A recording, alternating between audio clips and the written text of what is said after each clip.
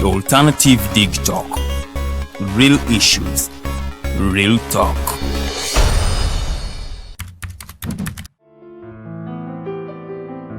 This is a time where there is a lot of violence. For example, police brutality.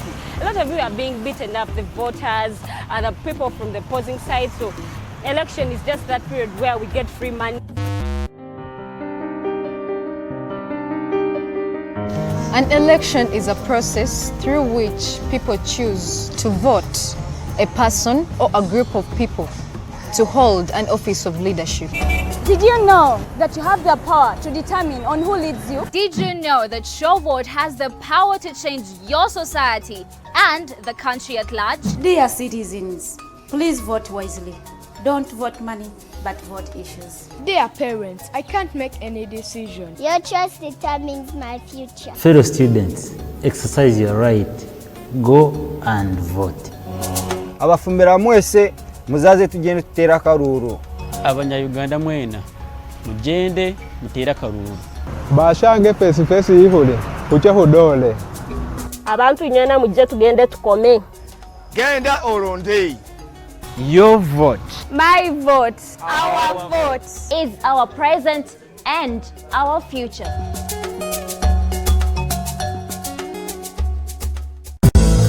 Abanya-Uganda bagenzi banje ombwire obu obwo kuronda karuru nitubashaba okukoma obusinge omu maka n'omu bicweka byaitu n'obujunanizibwa bwaitu okumaraho obutabanguko omu maka nitubiijusya okwetanta ekirwe kya COVID-19 obwe nimukuratira okuhaburwa kwa Ministry y'ebyamagara. Obutumwa obu nibukwihikibwaho Uganda Women Parliamentary Association UWOPA na UN Women n'obushaji kikuruga omu EU Spotlight Initiative.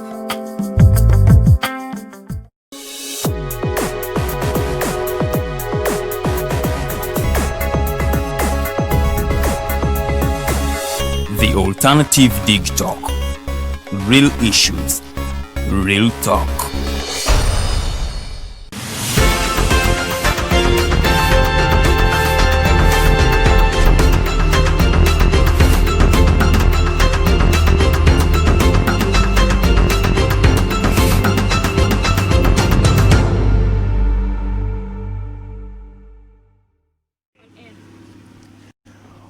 Well, Facebook, if you know that you're not going to be equitable in what you're doing, then that means all of us are going to be off. And as you have seen, the government must have closed all the social media platforms as we speak of right now. Those were the words of His Excellency Yoweri Kaguta Museveni, the President of the Republic of Uganda, in the wake of yesterday's speech ahead of the polls that are coming tomorrow. Yes, as we are speaking right now, it's one day.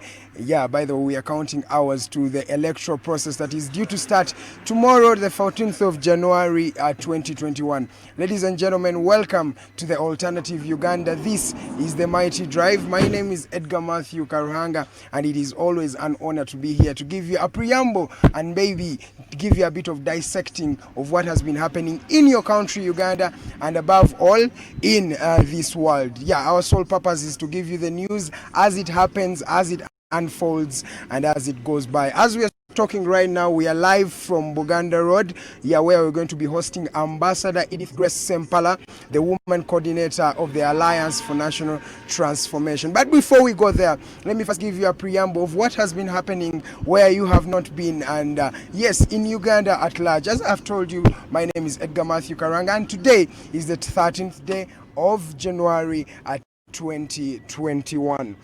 Now, I'm going to start off with the presidential address today ahead of the polls that are due to happen tomorrow on the 14th of January 2020. The president talked about a couple of things, starting from telling and urging the voters to come out and vote. Come out in big numbers, ladies and gentlemen, and vote for the candidate of your choice. He ensured a lot of the ahead of the highly anticipated revolutionary election.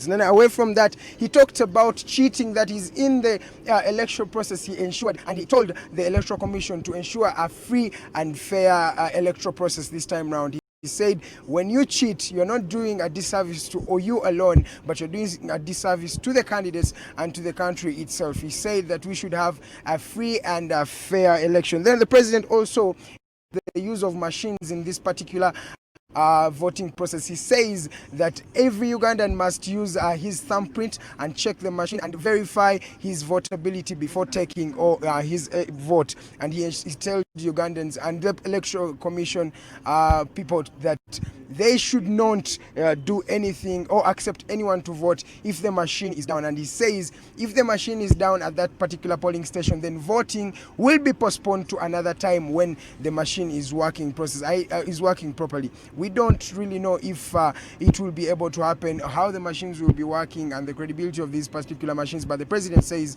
that we should use the machines. And he also talked about Facebook and social media, as I told you, that they have been suspended following allegations that many people have taken down the NRM Facebook pages and the other NRM Twitter supporters. Their handles have been taken down, and he says this is unprofessional and cannot be allowed. And so if one party is not going to be given equal opportunity with the other people, that means let us all of Ugandans suffer the wrath of this. And he says that nobody is going to be allowed to be on this particular be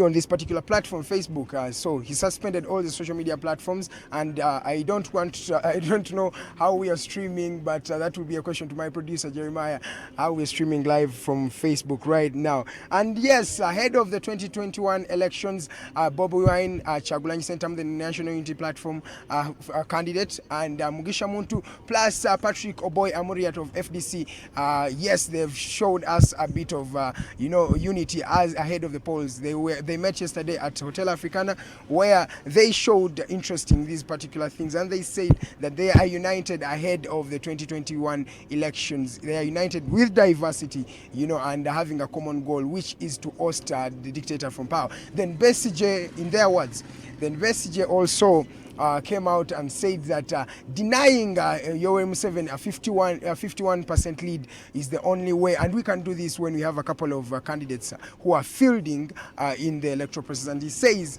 after denying him the 51%, that is the first step. Then the second step is then all the opposition candidates automatically unite behind the number 2 in this particular presidential campaign. So we shall wait and see tomorrow if Ugandans will decide not to give His Excellency Yoweri Museveni a 51+% lead that may deny him the state house and power in this particular thing. Then away from that, the police has come out to clarify and say that Bobi Wine is planning to kidnap himself and hide in one of the embassies, according to their intelligence. They say they got news that he's planning to kidnap himself so that he can spark of violence and protests ahead of the elections. But the Bobi Wine has come out to dismiss these claims, saying that he is not going to hide anywhere, as he is a Ugandan and he will just be there following the electoral process until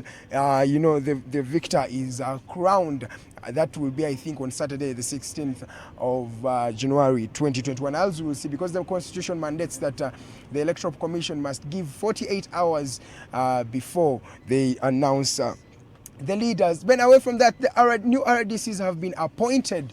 We don't know what this means to the political spectrum of this country, but that is what is happening. Many RDCs have been recommissioned to various places. Among those, we have Hudu Hussein, the one who was famously known for barring the National Unity Platform candidate from accessing Kawempe, and who assured the Ugandans that they are not going to allow the National Unity Platform presidential candidate to be in Kawempe. Now he has been made RDC of Kampala, by the president. Then we have Odonga Stephen Latek he's now the new RDC of Gulu. Then Justin Babazi is the new RDC of Waki. So we don't know what this means to the political spectrum of this country, but we will find out more as we talk to these particular we talk to people and the particular political analysts to tell us what they think about these changes that have come on the eve of the 2021 election. Then in other news, we have Bobi Wine to kidnap himself. I've already told you that. Then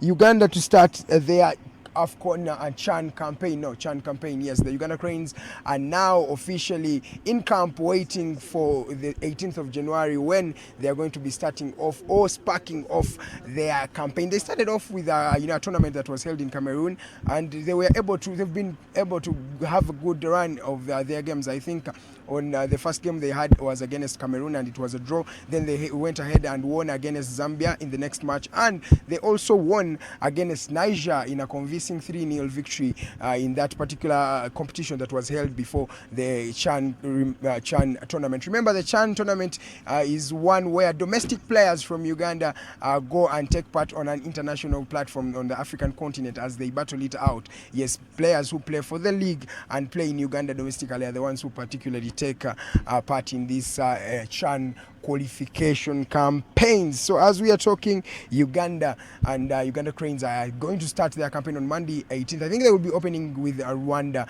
in this particular edition. Remember, my name is Edgar Matthew Karanga. This is the Alternative Uganda and this is the Mighty Drive. Before we go, the Afrobarometer opinion polls are out, ladies and gentlemen. The opinion polls are already out, and in this particular Afrobarometer opinion polls, President Museveni is leading the race by 53%. They said Honorable Chakulanyi comes second with 26%, and then others will be having, I think, 21%. We don't know the credibility of this information, but we await what the people will be deciding, because as we had one Mugisha Mintu did not dismiss the claims, but he said, let us wait for Ugandans to vote for the leader of their choice. Then away from that, I think Bobi Wine did not make a comment about the opinion polls, saying that he cannot comment about something that he has not yet known about. Then as I just exit this place, and Arnold and Farida are already here, who are going to be hosting the Alliance for National Transformation women coordinator. I told you she's Ambassador Edith Ssempala. Yes, Edith Grace Ssempala. She's going to be here dissecting some, on the political spectrum, telling us some things that we didn't know or we need to know, or reminding us about some things. That, on a lighter note, I was telling you, Manchester United are now on top of the English Premier League table. Yes, they were having 36 points in 17 games, and they are now 3 points clear of second place Liverpool. And we are waiting the clash that is yet to happen, that will be taking place on Sunday 17th at exactly 7:30 p.m. I'm going to be watching this one, ladies and gentlemen. Manchester United are going to be taking on Liverpool at the Anfield. Remember, Liverpool is unbeaten in 3 years at the Anfield. That is around 67 games. They are unbeaten in the Premier League. They don't have a lose at the Anfield. Can we see Manchester United, breaking this record, or will the Liverpool guys still continue flowing, continue going forward in what they are doing? So, ladies and gentlemen, that is on a good note. And my name is Edgar Matthew Karuhanga, and I would love to send my sincere advice to everybody out there who's watching the Alternative TikTok and the Mighty Drive in particular, that you don't have to be violent. You just have to go and vote in peace, because when you bring in violence breeds violence. And as I told you earlier on, we are at Buganda Road, and we are waiting on our dear guest of the day, and that is none other than Ambassador Edith Grace Ssempala, the woman coordinator of the Alliance for National Transformation. So as we continue this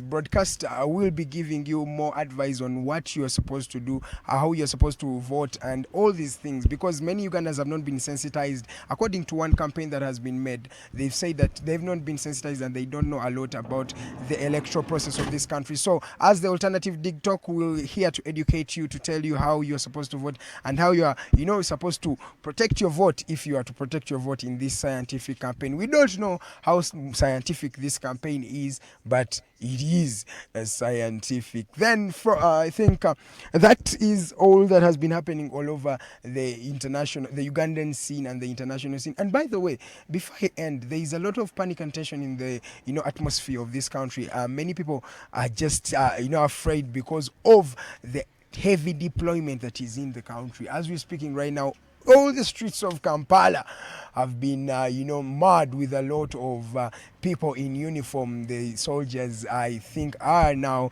in the electoral process, and they are saying they are keeping peace and they are protecting Ugandans, and you don't have to worry about anything. You just have to work with them, coordinate with them in order to ensure a free and fair, peaceful and just election. Then I think that is all from me, Edgar Matthew Karuhanga.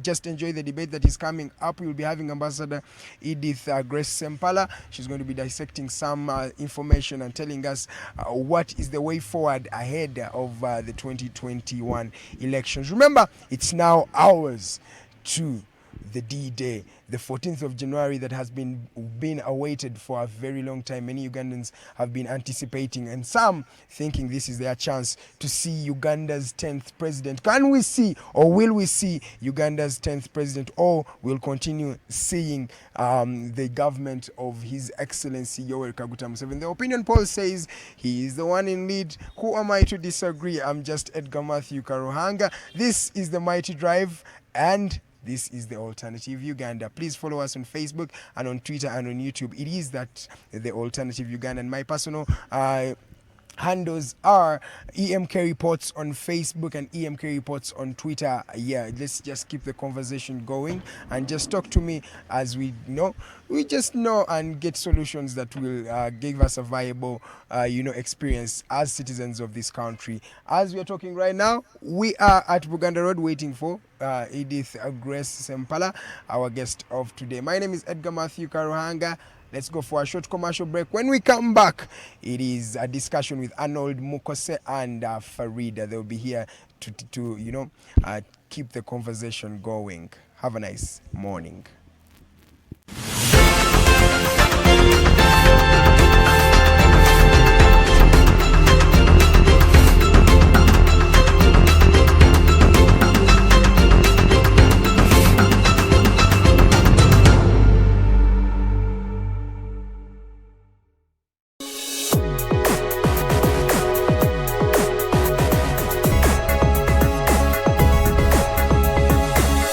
The Alternative Dig Talk.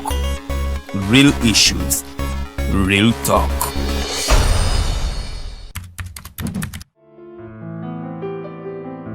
This is a time where there's a lot of violence. For example, police brutality. A lot of you are being beaten up, the voters, the people from the opposing side. So election is just that period where we get free money. An election is a process through which people choose to vote a person or a group of people to hold an office of leadership. Did you know that you have the power to determine on who leads you? Did you know that your vote has the power to change your society and the country at large? Dear citizens, please vote wisely. Don't vote money, but vote issues. Dear parents, I can't make any decision. Your choice determines my future. Fellow students, exercise your right. Go and vote. Abafumbira mwese muzaze tugende tutera akaruru. Abanya-Uganda mwena mugende mutera akaruru. Bashange face yihule kuche hudole. Abantu nyana mujje tugende tukome. Genda oronde. Your vote. My vote. Our vote. Is our present and our future.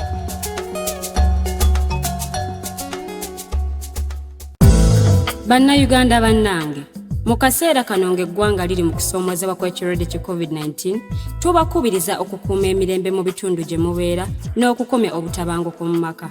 Mwewale okukwatibwa ekirwadde ki COVID-19 nga mugoberera okulungamizibwa kwa Minisitule y'ebyobulamu naddala mu kaseera kano ak'okunoonya obululu. Obubaka buno bukutuusibwako Uganda Women Parliamentary Association UWOPA ne UN Women ne buteekebwamu ensimbi aba EU Spotlight Initiative.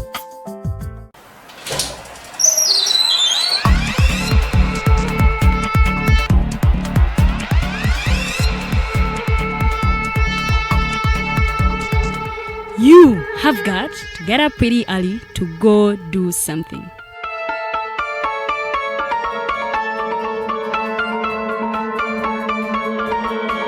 We are the Alternative Dig Talk.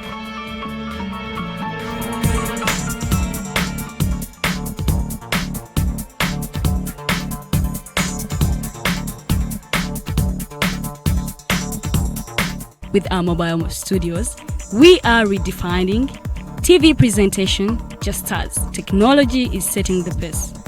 We are blending our approach with fresh, perspectively designed breakfast show, The Mighty Drive, informative and entertainment show, exclusive and live interviews. We President Museveni wadde juzi namulaba apima akawunga kilo 2 tasobola kalya nini bwaba alya kilo 5 oyanema okuliisa eggwanga ne bwe limundekera. Njagala kwebaza the alternative digital etuwadde kano ka Mighty Drive era n'abatuwuliriza bonna abali ku mikutu njagala basaba mugende mu maaso n'okuwuliriza. All given to you just a click away on your phone, tablet, laptop and smart TVs as we are streaming live on our social media platforms, on the road and on the go. We are the Alternative Digital. The world is at a critical moment of providing innovative alternatives as a means to create change. As such, we have created a not-for-profit alternative mobile digital platform as a way to promote space for freedom of speech and expression to the unheard voices. We know you believe in the cause and you can further it more by contributing to its sustainability in forms of internet data, fuel and any other support you deem relevant. Please support us with your contribution to Equity Bank account number 103-5201-607252 under the name Alternative Digital, or our mobile money numbers 0702 900076 or 0783 047785. Alternative Digital, real issues, real talk.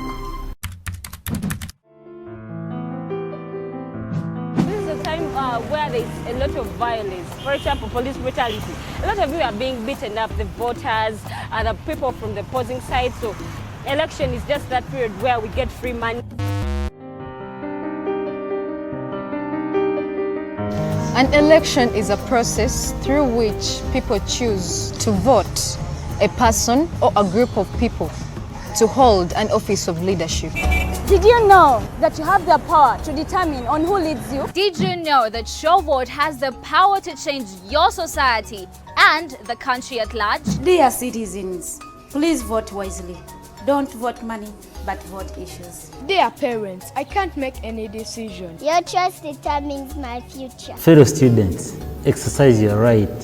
Go and vote. Abafumbira mwese muzaze tugende tutera akaruru. Abanya-Uganda mwena mugende mutera akaruru. Bashange face ihule kuche hudole. Abantu nyana mujje tugende tukome. Genda oronde. Your vote.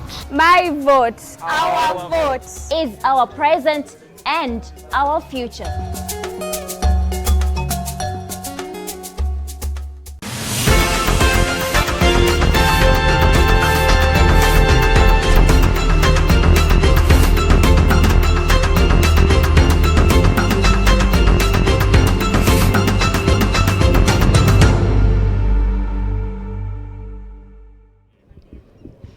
Weewaawo olunaku mulindwa lwo tubala mbale bw'aba mwana anaaterawo okuzaalibwa kati twatandika eri nga tugamba omwaka ogujja tugenda kulonda ne tugamba omwezi ogujja kati tubala ssaawa twatandikira ku 65 days nga tubagamba 40 41 tubuzaayo kati 39 but right now tubuzaayo saawa busaawa tugende tulonde gwatanalonda ali mu kitundu atannagenda woolondera mukwano okugamba obudde buyiseewo bwoba olondera mu kyalo ng'oli Kampala mukwano sambyako akadde tolina abavubuka bannange bamikwano tweyunire twettanire nnyo akalulu kano tugende tulonde o akalulu ko kamatalinga mbagamba gwe I believing in the status quo, please go and vote for the status quo. You who is voting for change, please go and vote for the change you want. Farida Bikobere is my name, and today I am working with Mukose, Arnold, Anthony, and I have Ambassador Edith Grace Ssempala in the studios. But tugenda okubanga ate twogera naye, she is the woman coordinator in ANT, Alliance for National Transformation. You know, but political party ekulirwa General Mugisha Muntu tugenda kubanga twogera ku campaigns nga bwe zibadde kubanga zakilozingibwa yesterday ku sawa 5 ezekiro. So we are not campaigning here, we are just giving an overview ku biki bwe bibadde boba yakalolo akalabi ati I mean election campaigning banyigirizibwa asuubira ki. We are not campaigning because campaigns zakilozingibwa last night ku sawa 5 ezekiro. Abatamanyi Ambassador Edith Ssempala bamulonda in 1986 as the ambassador of Uganda to Sweden. Never bamukyusa ne bamuteka USA and then ne bamukyusa ne bamuza Egypt awo gye yafunira omulimu n'agenda n'akola ne World Bank. Eyo yonna history rich bwemba njogera ku bantu abalina high profile mbasagala jinnyonnyola nnyo kubanja gisobya naye agenda kubanga atwogera mu kwaba wako ka bit. She has a masters in civil engineering, so nze ndwawo okulaba abakyala abalina masters abakola civil engineering. So when I have such a person in a serious in sciences, tezogereka ffe twakola arts nga batusinze waka ne she has a masters in civil engineering ate si ye Uganda, ye Russia. So she has a very unique profile, but we are not going to be talking all up. Tugenda kuba twogera achievements yafuna ye as an ambassador. Tuba ambassadors betuyina bakoze ki, how does she rate them on scale of 10? Atubulire bo bayina omulimu gwe bakoze. But before we go into that, I welcome you once again. It is the Mighty Drive and you are on the Alternative Digital. Our page is the Alternative Uganda on Facebook. Go on in your Facebook account, search engine take the Alternative Uganda, like the page and follow us. Ogenda kubanga teyo tufuna bulungi nnyo. You who has questions, go to our comment section, type in your question. We shall be reading it to our guest and she will be replying you. Mukose Arnold Anthony kababuzeeko then ayanirize omugenyi waffe mu butongole.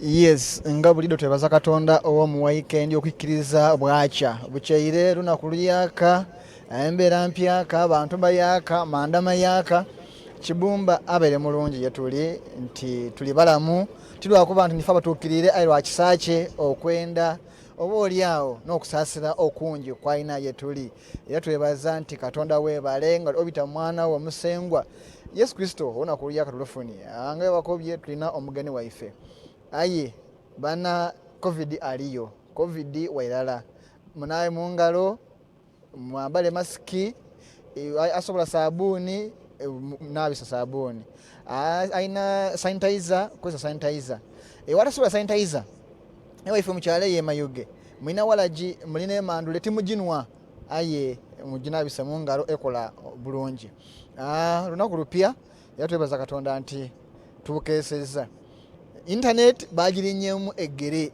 bagisilowingisiza okay bagijeko social media bamujeko na internet yokweri naye kati aba bypassinze nitugezaako kuba nti internet tugifuna bagezaako nnyo okugikendeza speed yensonga kyo mulaba ejani yekwatamu neta nga kwetuli YouTube we are the Alternative Uganda, Facebook we are the Alternative Uganda, and Twitter we are the Alternative Uganda.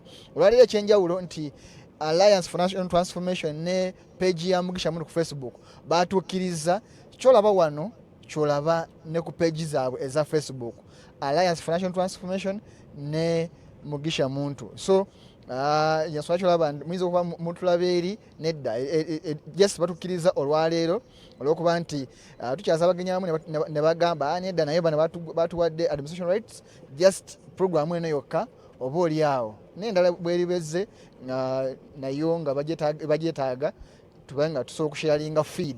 So feed mugiraberi na wano kweri naye nga tukyagenda mu maaso internet mukkirize mukigumiikirize kuba mwakitegedde nti bagikuttemu era bagirinyemu egena naye ffe olwokuba technology ajja naffe bwe tujja twagezaako okubabuuka ensonga laba lwali twali bali tulina ku mpewo naye tusobodde okubeera ku mpewo. So mukigumiikirize kambazeyo era kanyanirize omugenyi waffe atubuuzeeko tugenda kuba tukuba kasavu kanyama luzungu Luganda wasobola omanyi olwokuba nti eri mu America tegeeza ntamanyi Luganda mama waffe senga waffe mwanyinaffe. So ye wali nnyo Ambassador Her Excellency you are most welcome. This is the Mighty Drive or the Alternative Digital. The Mighty Drive Mwebale nnyo kunkyasa. Good morning to everyone, wherever you are, wherever you are watching from. Nange kansooke nga neebaza Katonda atutuusizza ku lunaku lwa leero. Ekiseera tekibadde kyangu. Covid waali ali real. Assa abantu bangi nnyo mu nsi ez'enjawulo. Ne mu Uganda wano ata abantu. N'olwekyo tumwekuume naye tweyongere okusemberera Katonda kubanga mu butuufu abalina Katonda waabwe balikola eby'amaanyi ate babeera n'abalamu. N'olwekyo nsabira abo bonna abafiiriddwa abantu baabwe bagume era n'emyoyo gyabo abafudde Mukama gibuumuze mu mirembe. Era nsaba nti ffenna ng'Abannayuganda tujjukire nti Uganda y'ensi Katonda gye yatuwa. N'olwekyo tugikuume, tugezeeko okugibeeramu bulungi, tulowooze nnyo ku ebintu byonna ebiriwo, tusobole okuzaakuza Uganda kubanga Uganda bwe tutagikuza naffe tetufunamu. Ffenna okukuza Uganda ey'emirembe esanyusa buli Munnayuganda ekulaakulana kubanga ekirungi nti Katonda yatuwa ensi ennungi mu butuufu. Tambudde amawanga mangi naye nga ndabye nti Uganda ddala is the pearl of Africa by nature, not by nature, because, not by, for me I say by God, by God's grace. N'olwekyo naye tubadde n'ebizibu bingi which are man-made, and bwe tugonjoola ebyo tujja kuba batubeera bulungi.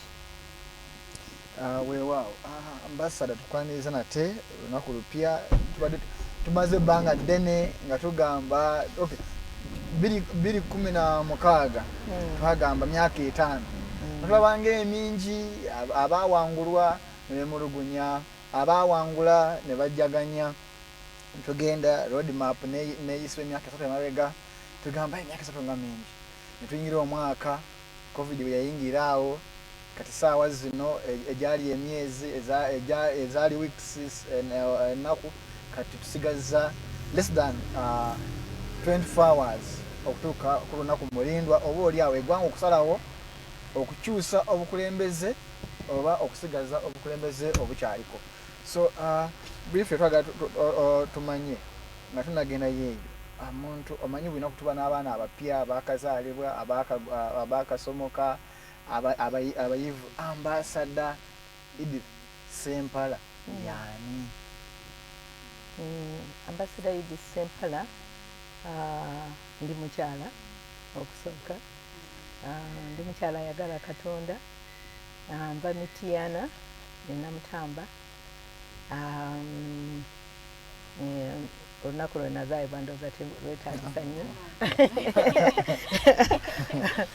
Tugamba nina omukisa nti nakula n'abazadde bange nga baagala Katonda, nange ekyo ne bansabira. Omanyi ekirabo ekisinga okuwa omwana kumusabira. Ne bansabira ne manya Katonda nga nkyali muto naye nengwa omanyi ebyensi nendriftinga okubanga ndowooza nali siri grounded bulungi. Kati naye nga nze muntu akkiririza nnyo mu values, mu discipline, mu values, mu bwenkanya. Njagala nnyo omuntu, njagala nnyo abaana, njagala nnyo abavubuka, kubanga mmanyi nti Katonda yatonda buli muntu yenna ffenna nga twenkanankana mu kifaananyi kye. Kati bw'otyobola eddembe oba omuntu oba actually otyobola Katonda. So ekyo kinyambye nnyo okubeera to be my life compass, okuba nti kyekinvuga era kyekinkozesa byonna byenkola. Nga bw'ogambye mwe civil engineer by training, togenda mu engineering in order to become a diplomat or to become a political activist. Naye bwe nali ng'amala okusoma Russia, Moscow, in fact Idi Amin fell in April, nze ne graduating mu June. Nze mu kulowooza kwange at that time nendowooza nti Mukama anyambye aggyeewo ekizibu. Ekizibu kyali Idi Amin eyali atta abantu, eyali atyoboola eddembe ly'abantu, eyali kwegamba akoze ebintu ebibi bingi. So nali excited nengenda, you know, I had just gone to Sweden to see my friends abaali graduating before me nga ne scattering in all places. And when I was in Sweden, I called my late brother with a lot of excitement okumugamba nti nkomawo. I was shocked kubanga yaŋŋamba tojja ne mubuuza lwaki. N'agamba tojja kubanga the situation is getting worse very fast.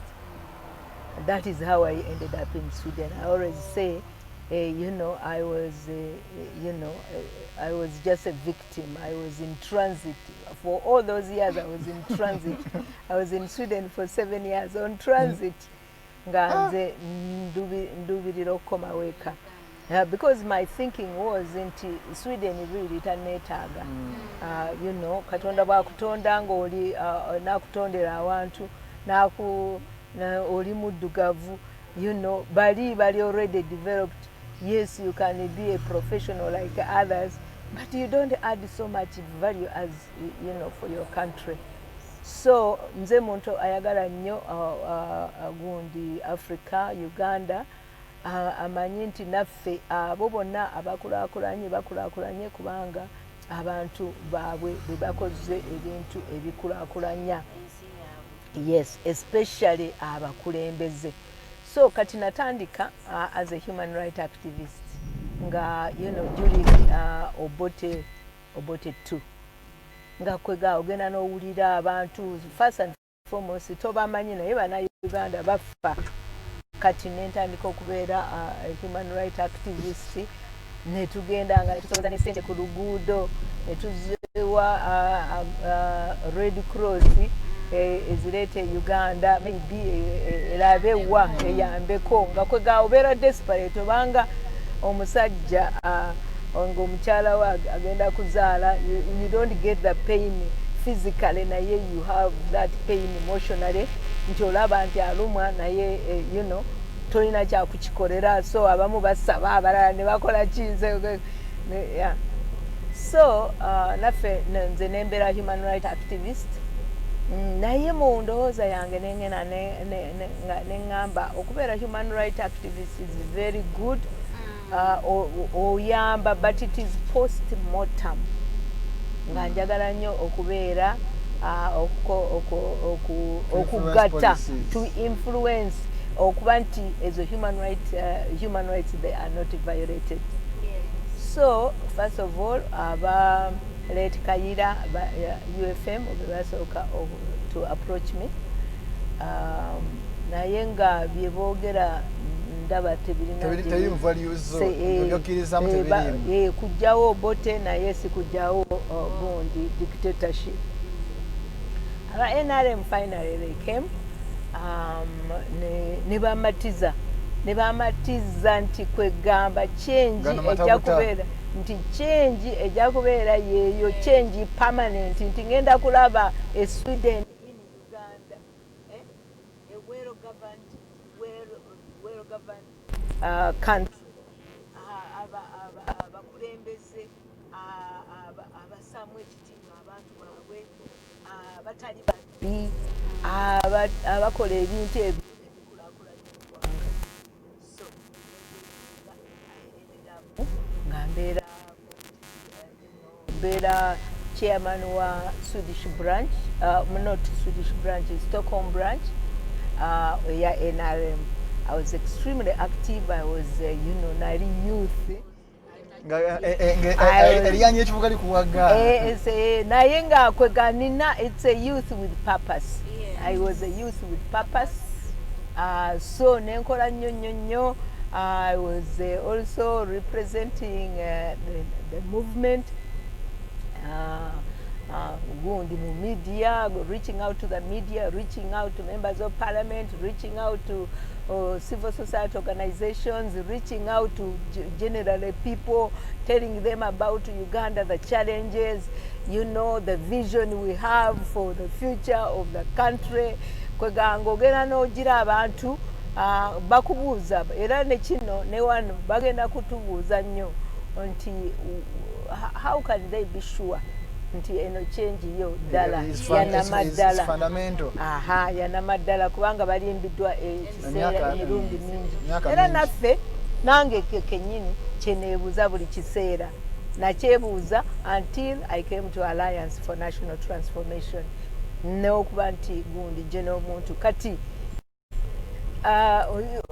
ng'onnyonnyola era ne mbamatiza so that is how I think I am nga mfuuka ambassador nze saspiring nga kubeera ambassador era naye ate Katonda bwe yakimpa ne banonda it was not even a surprise to me.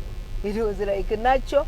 I was very enthusiastic kati nga manyi nti Uganda ddala tugenda okukola fundamental change mu Africa tubeere ne example mu Africa nti an African country can be well governed.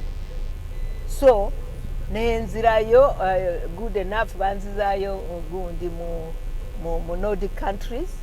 This time I had to, the embassy is in Denmark, so I went to Denmark. I covered all the Nordic countries, meaning Sweden, Denmark, Sweden, Norway, Finland, and Iceland. Iceland, I was very enthusiastic about Iceland. And how can we coordinate with Iceland? What can we collaborate on and so forth? Kati. Era Denmark was the first country to really fully embrace Uganda. Twalina embassy wano, balina embassy in Nairobi, covering Uganda, establishing an embassy wano. And I was very, very keen on human rights, as I told you. And first and foremost, human rights. Kati. I remember nga njogera ne Amnesty International, the Danish branch, nga ngezaako okubasaba batuyambe mu area ya human rights. Kati omukyala the director in Denmark nangamba nti bo tebalina sente tebalina sente zebatuwa kubanga gundi that is not their mandate. Nemugamba, that is fine, but you know where the money is, meaning Danida, the Danish government. So please join me in campaigning nti aba Denmark supporting the human rights sector mu Uganda.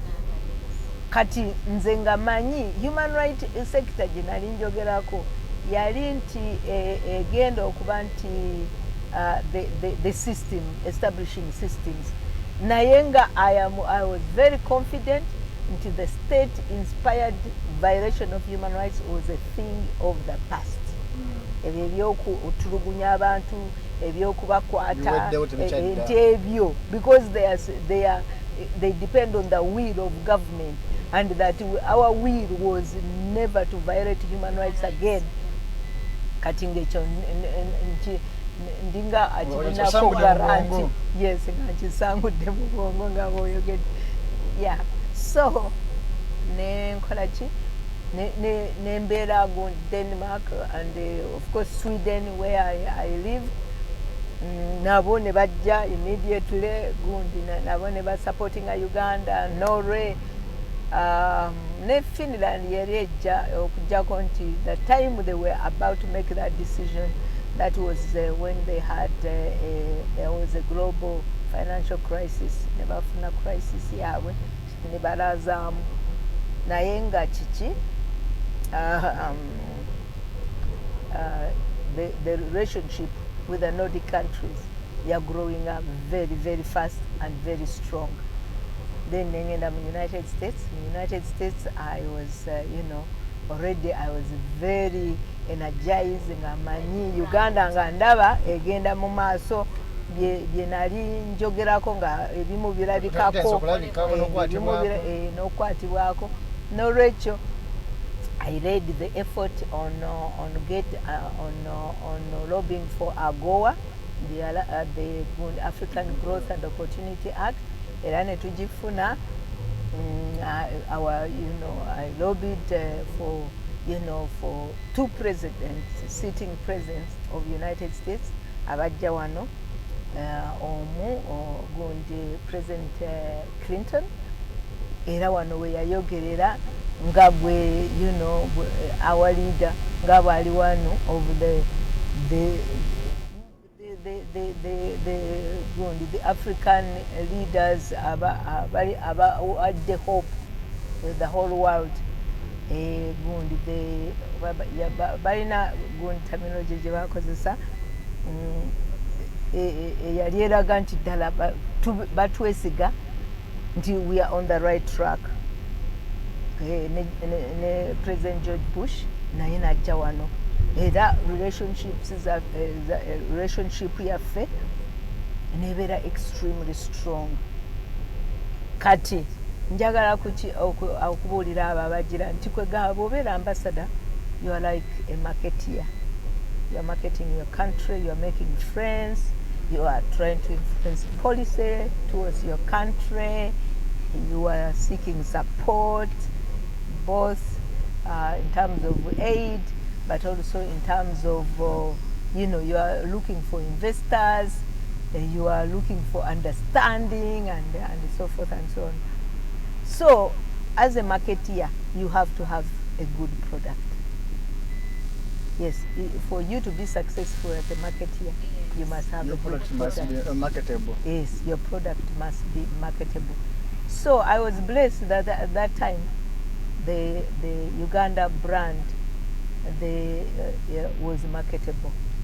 Nga ebintu tebinalabika, of course nga gundi nga corruption weri naye nga njogera nga bwe bali bankakasa, my leaders bwe bali bankakasa nti tugirwanyisa. It is a question of lack of strong systems but the will was there. Nga violations ebyo tear gas tebinaba kujja. And kwegamba the beginning, it was NRM system. Naye nga tugamba nti we are working with everybody to build a foundation for the future politics of the country, for multi-party democracy. I believed it. I believed that was actually what was in the mind and hearts of especially our president. So when I was in the United States in Ethiopia, I was very excited about Ethiopia because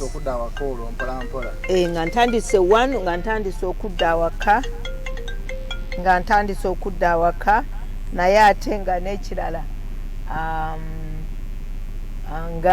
because when I was campaigning for Uganda, I always campaigned for Africa as well, because I'm one who believes that Uganda bw'obeera eri oli muddugavu really bino ebya tribe bino ebya gundi ebya nva mu nsi eno bali tebabitegeera balaba muddugavu and that is who you are. You can as well accept that.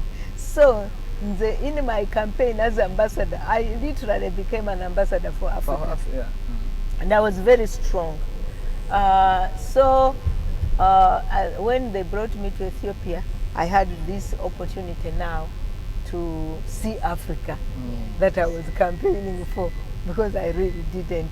You were just campaigning out of the blue, but out of my heart and my conviction and that Uganda cannot thrive alone. In isolation. That we are stronger if all countries in Africa are strong. Yes. So that is then when Katonda mu butuufu kubanga n'ekya World Bank saakidesiringa saakisaba saakola ki nendoza Mukama yamanya nti ebijja mu maaso mu Uganda sijja bisobola nti maybe in fact if I had stayed I would have been forced by my conscience to resign, which I think God didn't want me to do it that way. Nantwala mu World Bank. So kwegamba, so that what really took me to NRM, or what took me into human rights and later political activism, and eventually what led me to becoming ambassador is what is still driving me. I want to see justice in this country. I know that this country is really, if not the best, one of the best that God created. I know that if we address the man-made, then the sky is the limit. In Uganda, the sky is the beginning of the limit. Yeah. So that is why I'm still in the struggle. I probably would have retired. I tried actually when I came back, because NRM became, I just don't know. I really don't know what happened. From my background, sisobola kitegeera nti omuntu osobola okulimbira ddala emisana tuku, nti osobola okulakinga vision nti abantu abalala okubeera obulungi kwe kubeera obulungi okukwo, kwegamba sisobola kukitegeera. I don't know what happened, but a country that turns away from God, kubanga nzikiriza nnyo mu Katonda, and I'm born again, and born again in my heart and in my mind. Sikwogera bwogezi naye nga, I believe nti, we are all here temporarily. Katonda tuwa omukisa okubeerawo, some longer than others, but still we are all on the way out. So bw'oba tosobola kulaba ekyo ng'omukulembeze, I always say nti if George Washington, Nabo, the founders of America, did not have if they behaved like our leaders here, America would never be a superpower, for sure. So, kubanga these leaders, they are traveled, they are good. In fact, ebintu bye batugambanga, it is not that they don't know what is right.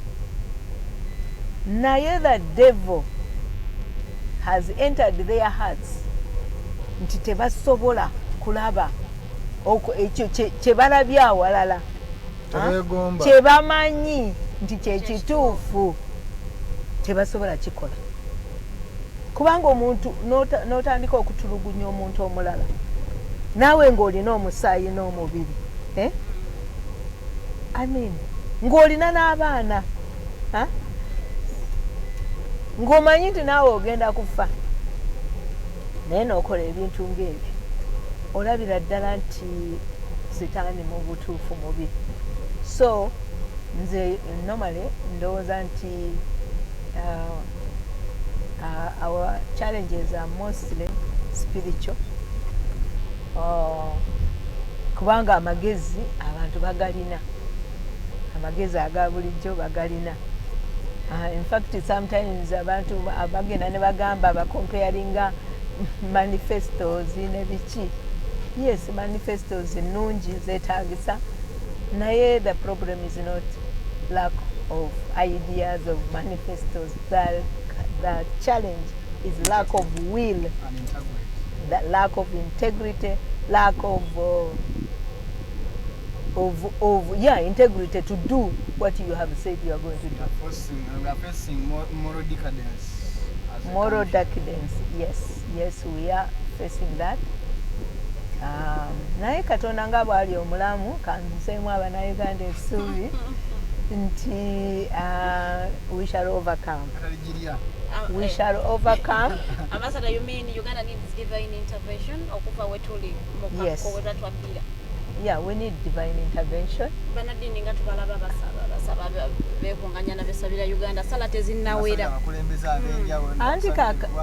Anti kakati okusaba kimu naye osabira ki bw'oba osaba neba n'omubbi naye agamba mbu Katonda anyambe baleme kunkwata kyekyo. So no, I think we need why do I say we need divine intervention? Kubanga emitima gy'abantu only God can change. Yes, true. Yes, and I think that the challenge we have is a challenge of the heart, not of the brain, but of the heart. Of the heart, yes. So that is why we need God to intervene and change the hearts of our leaders, change the hearts of Ugandans. Kubanga ogenda n'olaba omuntu avumirira gundi corruption naye ng'ate naye ali corrupt ng'asaba enguzi ng'asaba mbusimanyi soda oba biki ebyo byonna ng'abisaba ate ng'agamba tayagala enguzi. Buli omu akitegeera enguzi engeri gyetukosaamu. Yes, naye abantu boogera baagala naye nga ki tebeetaddeemu kubanga kyesaagala okukola omulala nange saagala baki kyesaagala bankole nina okumanya nti kyesaagala bankole ekinyiiza nange sandyagadde naawe kikunyiize. Abavubuka b'omulembe guno balina obuzibu bumu nti obutuuka ku mmwe abantu abakozeeko ne gavumenti eri mu buyinza kaakati nga ne muvaayo bafuna obuzibu okuba trustinga nti muyinza ate okumala oba ne muddayo oba muzze kubabega and you finding challenges convincing the youth to believe in what you believe in right now.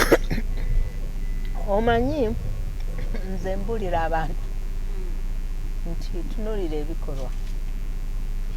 You don't have to believe me.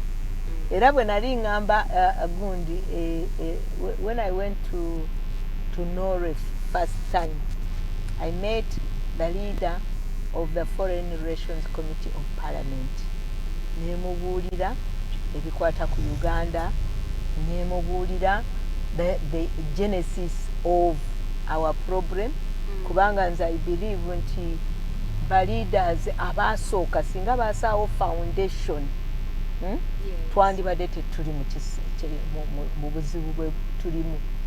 Olabye gundi what has happened in the United States naye because of the foundation they have. No leader however cantankerous or strong can actually bring down America. Owulidde? So naffe nange ndowooza nti singa the first leaders in particular Milton Obote laid the foundation twandibadde tuli in a better place. So abavubuka therefore batunule track records z'abantu. Ye bwe yali nga ali singa nga bwe nali ambassador kiki kye nakola ne kiki kyesaakola. Abantu bagezezaako okutunda embassies naye my record is very clear. Tunulira mwami Mugisha Muntu yali mu magye nga muvubuka yalina access ku bisente singa yali ayagala okubikwatamu teyabikwatamu yali y'omu ku baawakanya okugyawo ekisanja, y'omu gwe baawa obwa minisita n'abugaana, y'omu ku abo actually the only probably Ugandan that I know eyava ku high table. Taata we yali UPC eyapatinga ne famire ye olw'ebikolwa bya gavumenti. Famire ye gye yalimu, gye yali strong, very close to the leader of the time, Dr. Obote. Naye n'asalawo agende mu nsiko. Bameka aba bakikola, aba abavubuka, yali muvubuka, bameka abavubuka olwaleero abasobola okukisalawo n'agamba gavumenti ya kitange byekola si birungi, tebitwala Uganda anywhere, nze njivuddemu ngenze kugirwanyisa eveewo wabeerewo better change for every Ugandan. How many? Nolwekyo abagamba mbugundi kwega tuleme okubeera superficial. Era nze ekyo nkiyize because once beaten twice shy. Nabirivingira nnyo mu mwami Museveni nga ndowooza ebigambo byeyayogeranga nga byonna birungi nga bimpese biweesa Uganda ekitiibwa, nze nga nange ambasada nga mpulira yes nga mpulira nga tebasobola tukomparinga ne Zimbabwe kibiki nga nsekerera Zimbabwe nsaasira bambi ambasada wa Zimbabwe kubanga talina wajja olwa leader. Kakati nemba nga kwegamba kuba nesanze nti nalimbibwa nnyo nange nenimba. Some friends of mine mu US bambuuza nti gwe watwagazisa Uganda ne president, gwe watwagazisa President Museveni, gw'ovuddeyo kati ffe tukole tutya?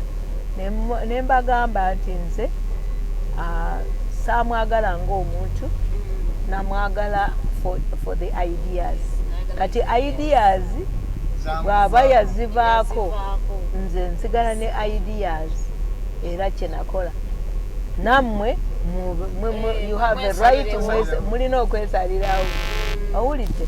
So because I was beaten once, I am very careful now on who I trust.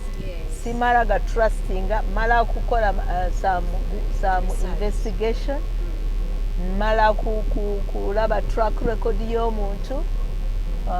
Kubanga I read a small booklet way back where in a summary it was saying that people do not change, it is the knowledge of them that changes. So of course I can add that unless God, they have an encounter with a living God. So norekyo bw'omanya tosobola kulaba mutima gwa muntu yenna, naye kati bwe mala okumanya track record yo, byokoze ne byotokoze, engeri gye weeyisizaamu mu different situations, nsobola okugamba nti y'ono omuntu gwe nsobola okwesiga. Essaawa ziri bbiri twakayita eddakiika 5. Tugenda kugendako mu kahealthy break katono nnyo, omugenyi waffe awummulemu tukomewo.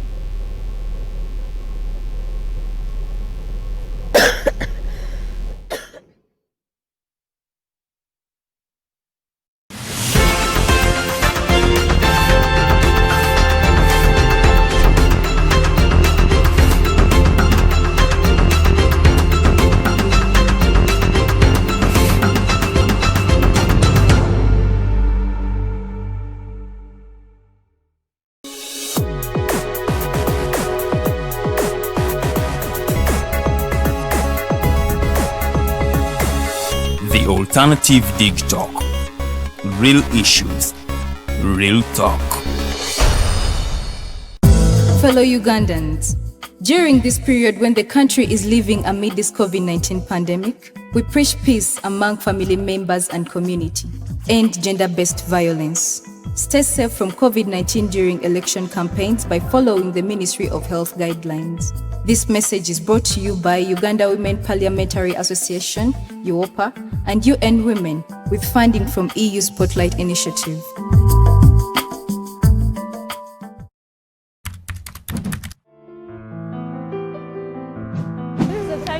Where there is a lot of violence, for example, police brutality. A lot of you are being beaten up, the voters and the people from the opposing side. So election is just that period where we get free money.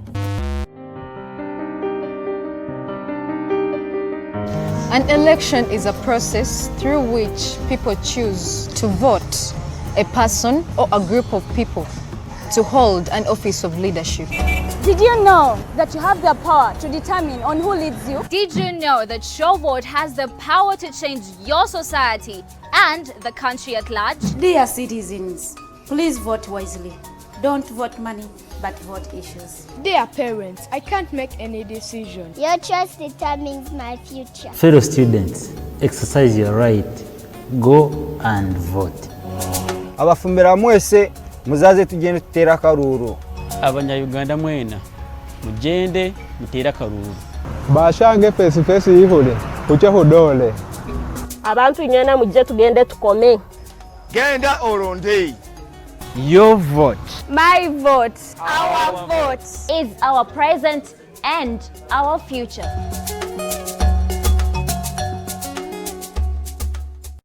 The world is at a critical moment of providing innovative alternatives as a means to create change. As such, we have created a not-for-profit alternative mobile digital platform as a way to promote space for freedom of speech and expression to the unheard voices. We know you believe in the cause and you can further it more by contributing to its sustainability in forms of internet data, fuel, and any other support you deem relevant. Please support us with your contribution to Equity Bank account number 103-5201-607252 under the name Alternative Digital, or our mobile money numbers 0702 900076 or 0783 047785. Alternative Digital, real issues, real talk.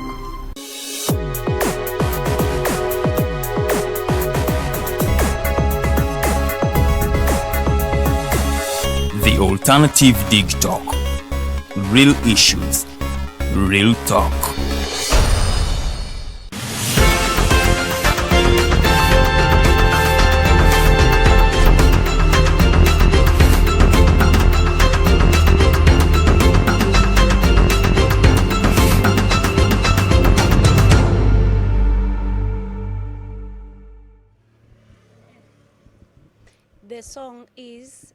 The song is going to be Go and Vote, Go and Vote, paka encha nga mukubye akalulu ako nze sigenda ko kubajjukiza ba mikwano tugende tulonde ate mu bungi ate tulonde bulungi totekinga ne excitement notikinga obutiki bungi no muntu nomutikinga ku lwokubona omwagala nnyo nomutika ko obutiki bungi nnyo nomukubako omutima bannange mugenda kutta obululu bwaffe okulaga mbu omwagala nnyo nomutika ko obuntu ogenda kutta akalulu yes mwe munatuukeyo nga batandika otulaga nti tubadde ne invalid votes nyingi nnyo naye nga ate mwalonda na excitement bannange omuntu muteka kakati kamu gwata agenda okozesa ekinkumu teeka mukinkumu mu kaboksi ate nga tosaziza mutotikinga akatikinga kawanvu nnyo ne kasalamu ne kagende owa candidate omulala, that is an invalid vote. Tulonde n'obwegendereza kubanga akalulu kaffe omulundi guno twagala kabeere kamaanyi nnyo ate nga kamazima nga teri kye beekwasa abavubuka bannange tugende tulonde kuba ffe basinga ogamba abavubuka mukuba nnyo kerere ku social media naye temulonda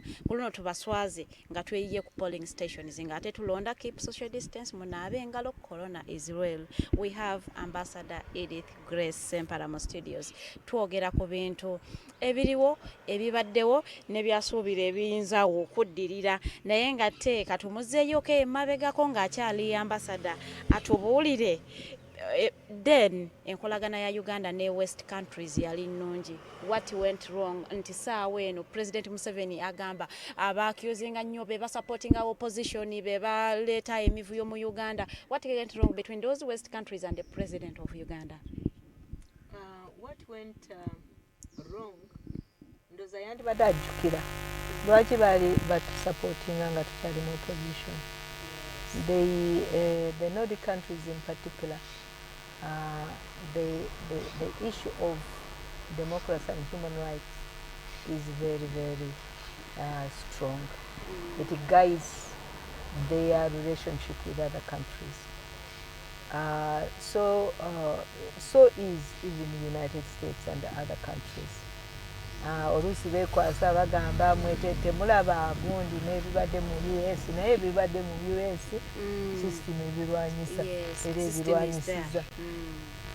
So what went wrong si ba westerners bo tebakyusiza ffe tukyusiza twakyusa. Olaba gundi violations of human rights, torture, tear gas, kwegamba twafuuka the country of tear gas,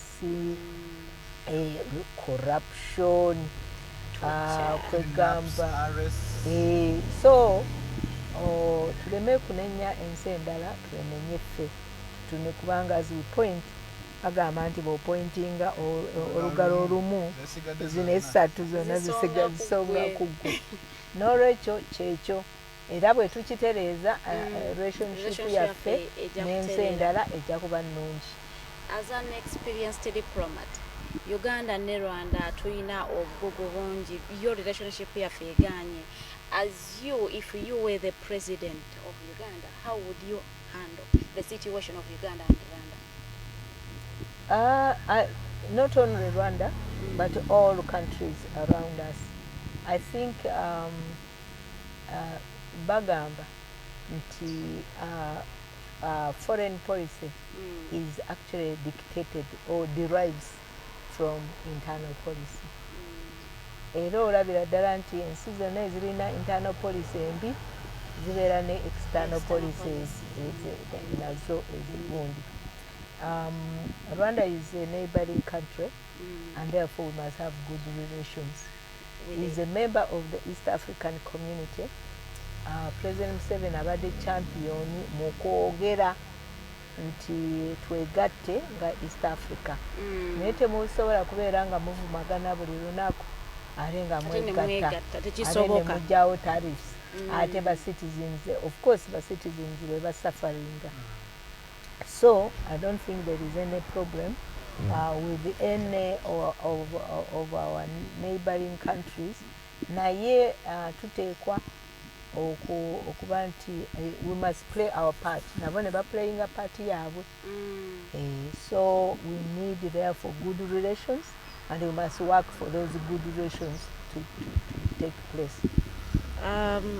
During your terms as an ambassador, did you have any disagreements on principle with the president of Uganda?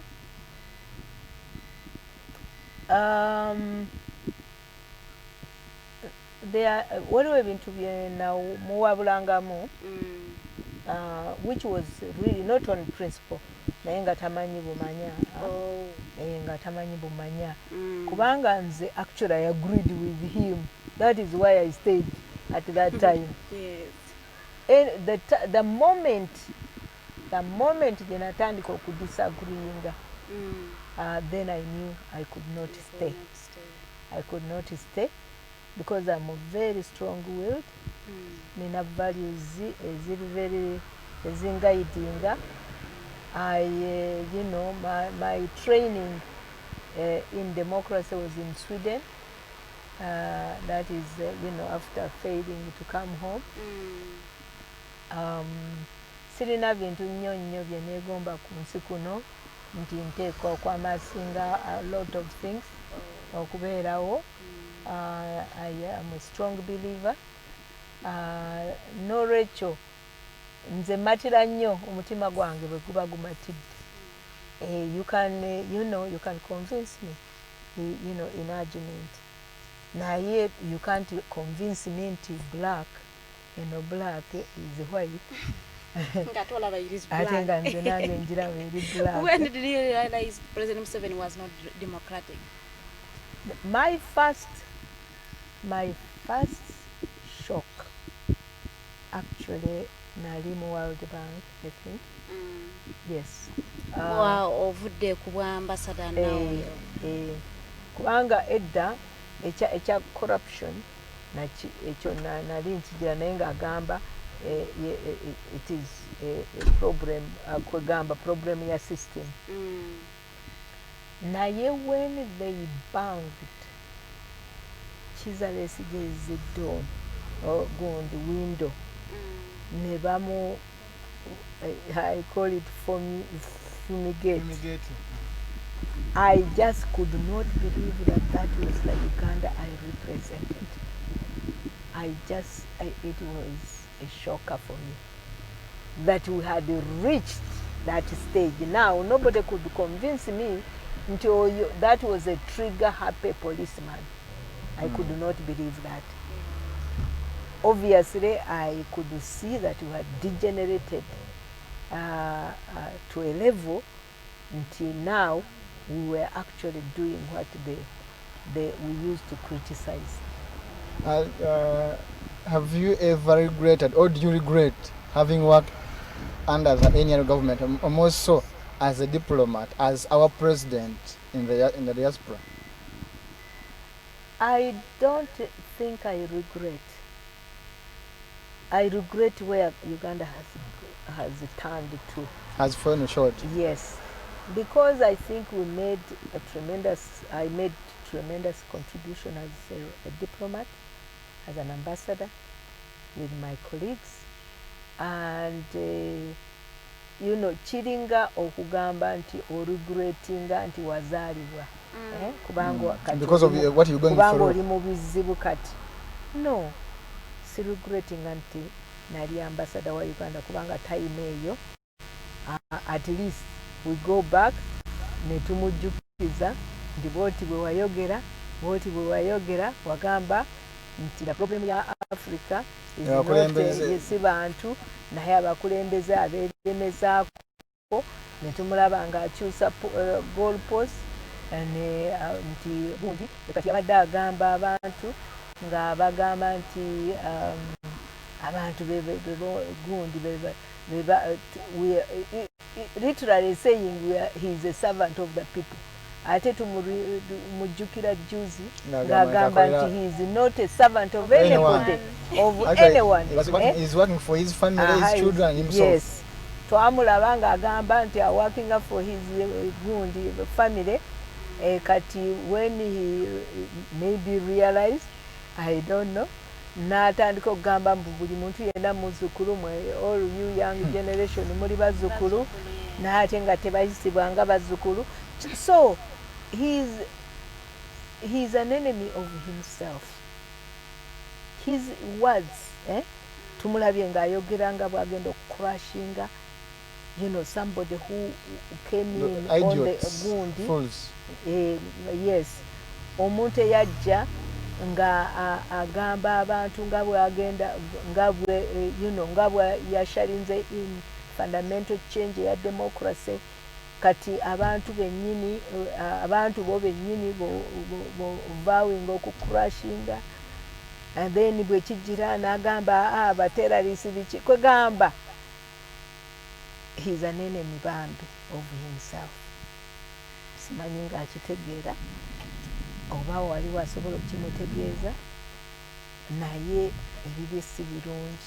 Ambassador, many God's believer think that maybe instead of the first president from 86 to 96 was a blessing, and from 96 to date he is a curse to Uganda. You as a believer of God, what is your take on such a narrative and statement?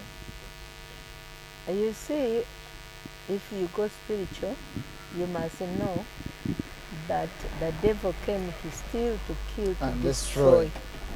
Era omanya, the Bible says the heart of a man is inherently evil. So when does it become evil? It becomes evil when it gets possessed by the devil. There is always a competition between God and Satan. Of course, God is always God. overpowered. Yes. Naye, he has allowed the devil to be in this world for this period. So, bw'obanga gundi okkiriza gundi, because we are already getting two voices. The voice of the devil, the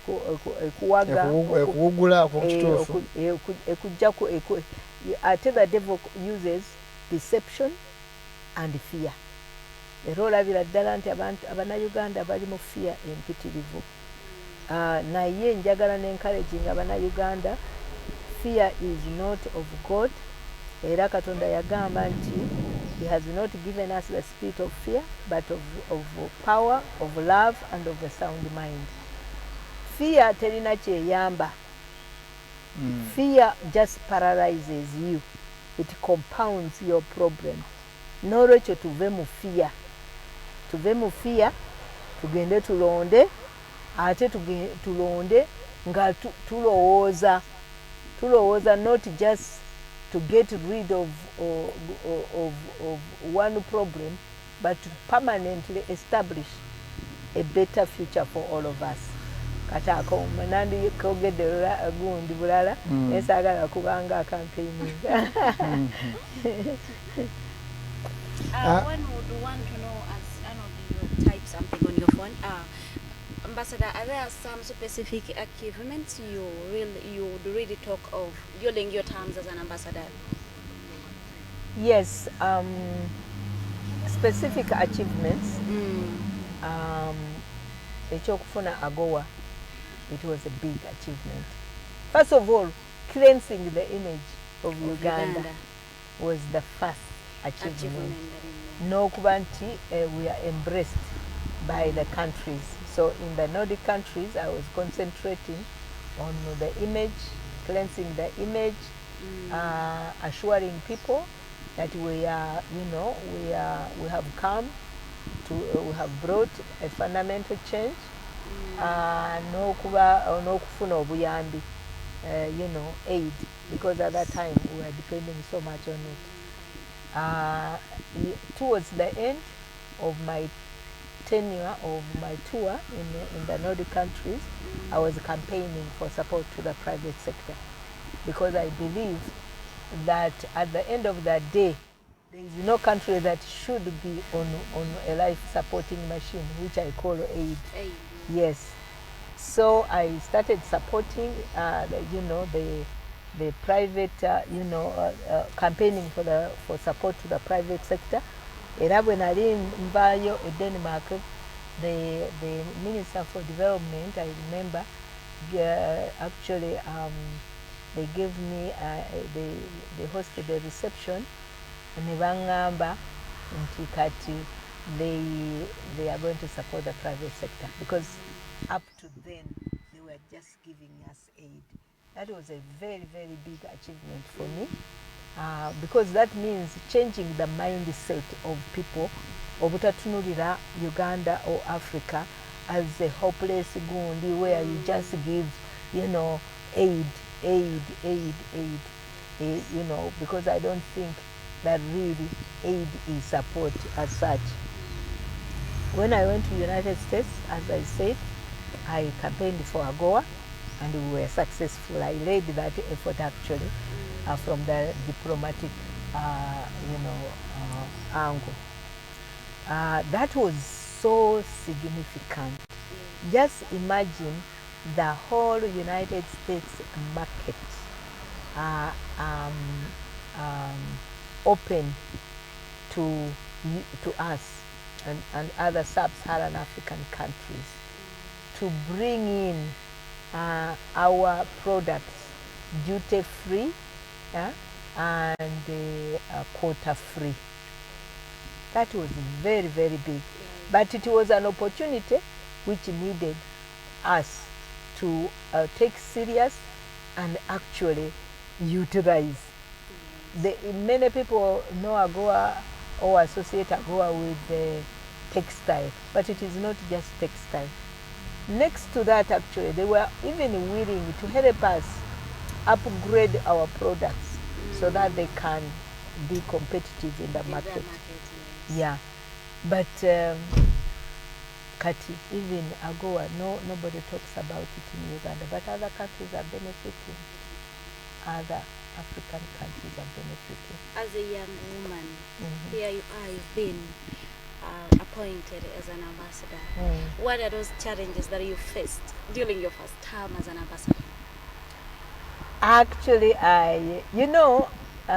many people, they would even come to you and ask, where is the ambassador? You know, and so you just smile. You smile at them.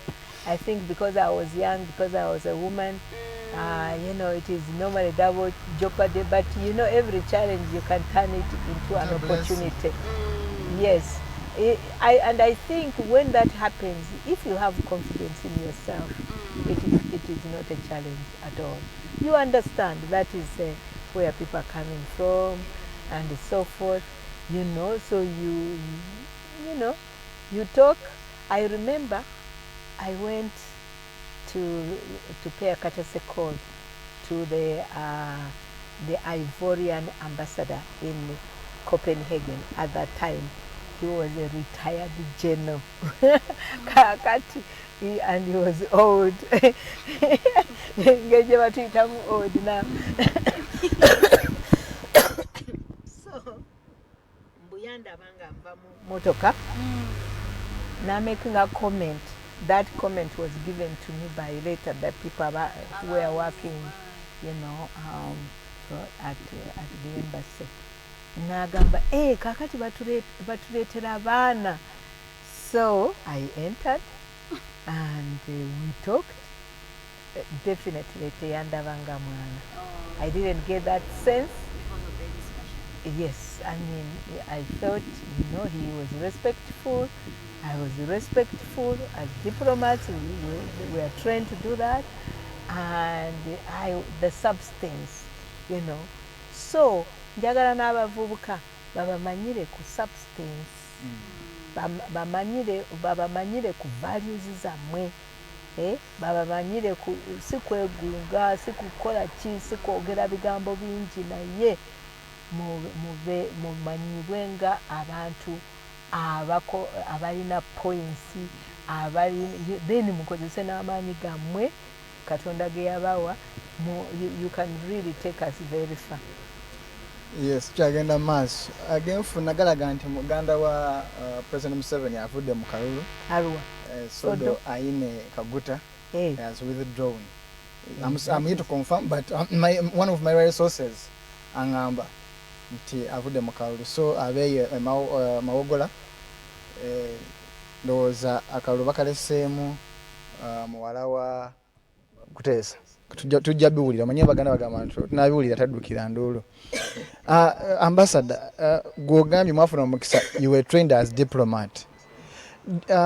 Do we still have such trainings for diplomats, or once you are political failure, you are deployed as a diplomat? Actually, I was trained as a civil engineer. Me, young training and those Katonda, the young training, he gave me the passion, he gave me the ideas, the skills, and and deployed me, So I don't think I wasn't, and I was, I can say I was next to none at my time. Kiki ekyanyamba, first of all, kwagala nsi yange kwagala nsi yange, saayagala just muntu, nayagala okulaba nga Uganda nayo evaayo, nga ndaba potential yonna gye tulina tusobola ogitaaninga into great opportunity and great reward for the people or for every Ugandan. I'm one who believes And the quality of any country is not measured by how many millionaires they have, but how the country takes care of its most vulnerable. That is my strong belief. That is, because I believe, as I said earlier, that we are all created equal. So, ngate ndaba kisoboka. There is nothing under the sun that others are doing that we cannot do. So, I had that enthusiasm, I had that commitment. I researched, I learned, I asked questions. Ng'abantu abamanyi okunsinga mbabuuza, and I was born, I think, a diplomat. I am a person who respects other people. I think it comes from the fact that I love human beings. I love people. Bw'otunuulira emyaka gyammwe egya diplomacy n'abakaakati enjawulo eriwa? Tweyongeddeko oba tusebengerera? Mu buli kintu kyonna tusebengerera. Mu buli kintu kyonna. Whether it is the debate in parliament, whether it is the diplomatic field, whether it is the military, the police, buli kintu kyonna tusebengerera. And it all comes from one. Nti bw'oba omukulembeze nga tafaayo nga yeefaako yekka, ayagala bukulembeze, tasobola nakiraba nti akaddiye, buli kiseera aba alimba, yeecontradictinga, kwegamba image yaffe outside we are surpassing the image of Idi Amin, egyo ejja tusigalako for quite some time. Even after change, kwegamba nange tusabire ensi yaffe nnyo nnyo nnyo, kubanga weeri si walungi, ate siraba any sign ey'okugamba ogambye nti Soddo agize. I mean, that is not here nor there for me. Naye at least for whatever gundi Mukose nze arealizing nti ndowooza mu kifo ky'okulwana okutiŋŋana leka ye aveemu. So omukulembeze waffe bannange naye yandibadde akiraba nti bannange ensi eggwaawo ku lulwe. Ye tafaayo ku legacy, kubanga definitely omuntu afaayo ku legacy teyandikoze bw'ati. He was a great admirer of Nyerere, era yamwogerako nnyo. Amanyi Nyerere engeri gye yeeyisaamu, engeri gye yalekulira, engeri gye yassa Tanzania gye yagibuildingira foundation kwekyatambulira. Alabye ne Kenya nga bikyuse, alabye President Moi ng'arealizinga nti mu butuufu ekiseera kyekyo. Banange buli muntu yenna wabaawo ekiseera ekibeera nga kyekyo, okujjako Katonda yekka yewoolubeerera. Naye ffe ffenna abantu abalina emibiri tukyuka n'ebiro, waliwo ebiseera by'olina okugamba enough is enough. Ambassador, wennyini awo wajja mwaba mukwayita NRM oba abaagirera okutuusa wetuuse olwaleero. 2016 twakulabako ne Go Forward, pressure group ya Right Honorable Mbabazi by then. No gamba, one of your statements you said Mbabazi is a servant and sent by God. Mbabazi, when Mbabazi backtracked, no mwesa no gamba you can't follow with him. Obaddeko mu bibina ebyenjawulo wuuyo kati oli mu NT. Obaddeko mu NRM kati NT. Go Forward. NT, yes. So different political ideologies and beliefs, now 3. naye kati twageza okuwulira ate Maama Mbabazi azeeyo mu NRM. Omuntu wa bulijjo ajja agamba nabano tebagenda kuddayo mu NRM. Trust ki gy'olina oba bukakafu ki bw'alina okutwala okuva gy'oli okulaga nti temugenda bakola Mbabazi kye yakoze ng'ate amwe mwali mumuleese? Nze ndi muntu agenderako nakyogedde from the very beginning.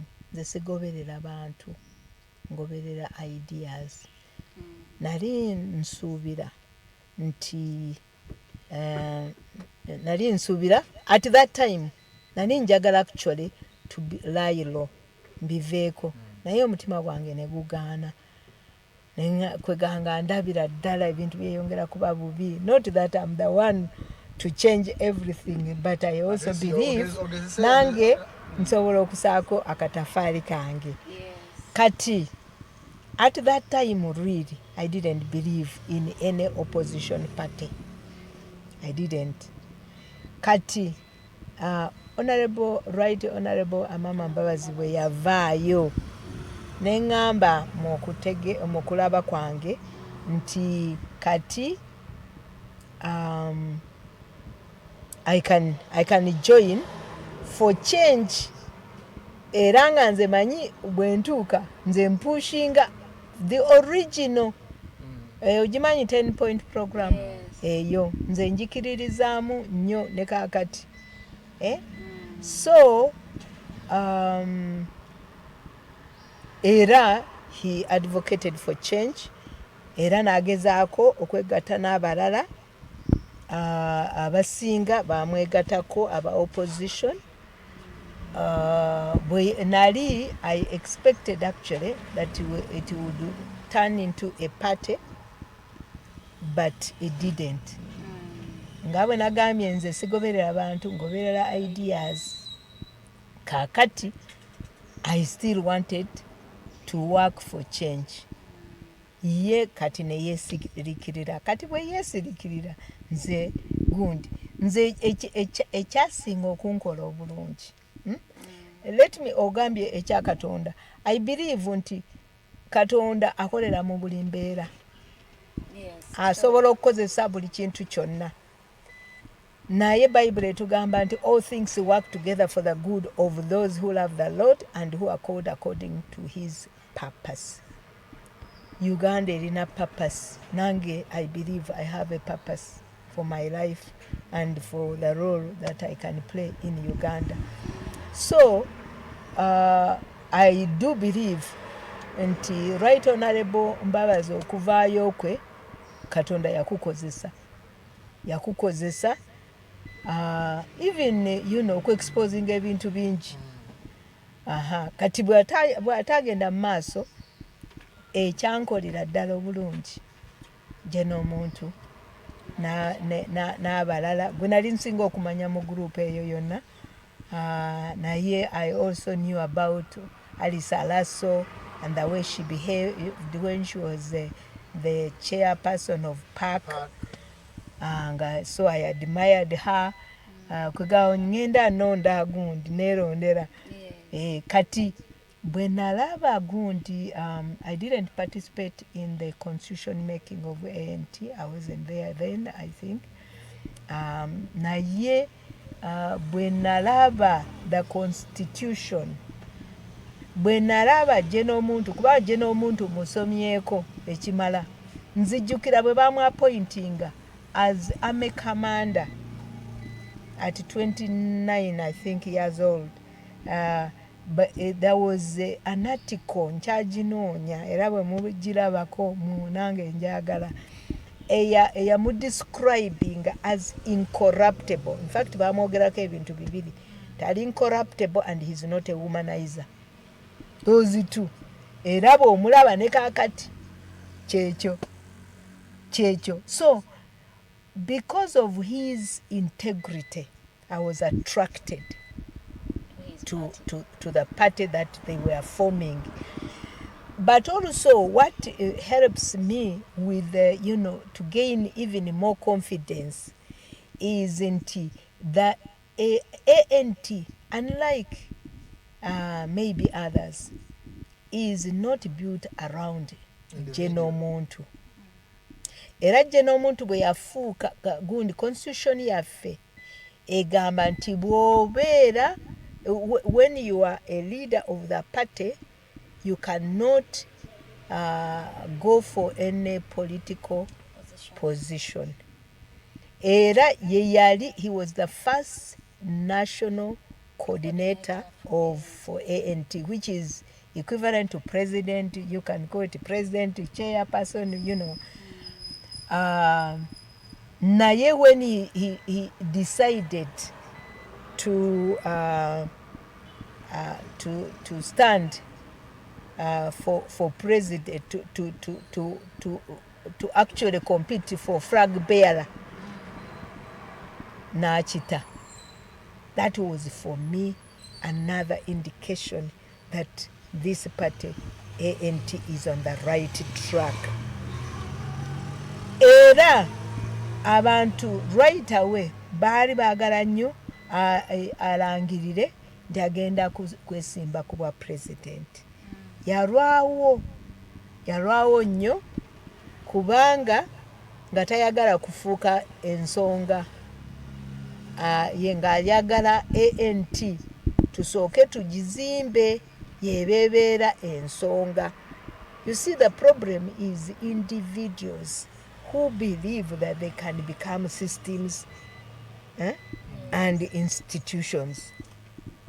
And therefore, campaign yaffe gye tubaddeko ebadde gundi ya ANT nga genomuntu is our flag bearer.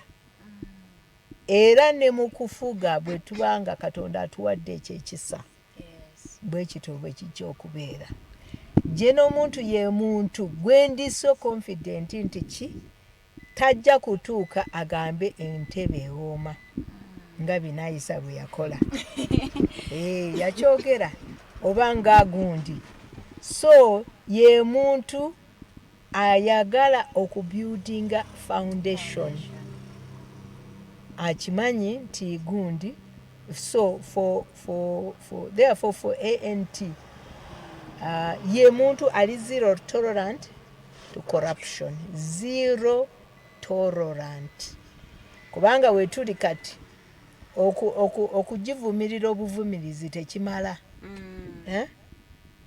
Tulaba abantu abali corrupt nga bavumirira corruption. Ana bo tebasobola ku explaining obugaga bwabwe gye babujje naye nga bavumirira. Awulidde? So tulabye abantu abatarespectinga balala naye nga baagala okubeera respected. Genomuntu ye muntu arespectinga buli muntu yenna era awuliriza. Ye muntu gwosobola okuinfluencinga bw'oba olina idea ennungi. Ye muntu agamba nti bw'omutunuliranga gundi bwe yali president wa FDC bwe yamalanga bwe yakompitinganga n'atayitamu gadde mabega wa gundi n'akonsidinga ate genuinely n'omulaba nga yes. Ye muntu bwesirawulidde ng'avumirire abantu bamuvumiridde bamuyise all sorts of names naye agaanyi okuvuma agaanyi okukola kikwegamba byebintu ebindaga nti Abannayuganda bwe baba bamutaddemu obwesige Katonda yamutaddeko ekisa kubanga mu butuufu ye muntu omuzibu okulaba ng'anyiize fe ababeera kumpi naye. Kwegamba self restraint, self control ey'okumanya. In fact ekintu ekimu kyatubuulira ffe abali mu ANT bulijjo nti bw'oba teweetegese osobola okutuuka mu bukulembeze. Kati olina amagye, olina poliisi, olina intelligence ziri under you. Abantu ne bakuvuma, abantu maybe n'okola ebintu ebitabasanyusa, they go against you.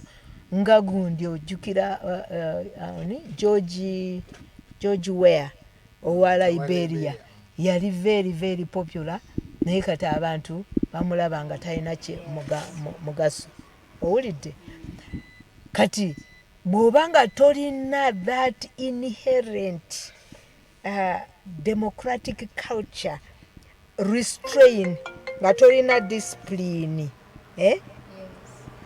osobola okwesanga naawe ng'otandisa okuba abantu tiyagasi nga bakugaanyi kati nga bakugaanyi how do you ye muntu gwendaba ate mukulembeze yenna ateeka okubeera ready okugaanibwa yes teeka okubeera ready okugaanibwa no behaving as a democrat nogamba noddamu notrayinga if need be naye notokuba bantu gasi nakubavuma kubayita basiru idiots biki owulidde abantu bakuganye mu democracy there is room for abantu okukugaana ate ng'olina mulungi sobola n'okuba omulungi ne bakugaana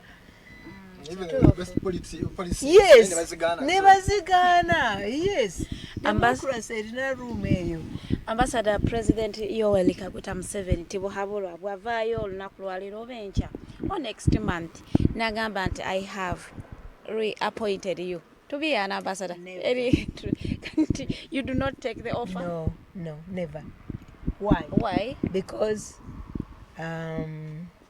what difference would I make? Yenze ndowooza kati nga bwakaddiye nga bwakoze 30 something years ekyamagezi n'ekya obuvunaanyizibwa kwe kulekulira nakkiriza ne wabeerawo free and fair elections then kubanga okubeera awantu nga you can't make a difference nga kwegamba n'ogenda naawe n'obuulira mu kibi ekyo enze kyo sikikkiriza I have made my own name in my by the grace of God. I am bought by the blood of Jesus.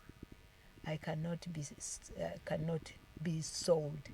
In our last minutes, could you please give us an overview okusinziira ku gwe campaigns zammwe zibadde zitya, how have you been treated and then what you expect okulunaku lw'enkya? Yeah, campaigns zaffe zibadde nnungi.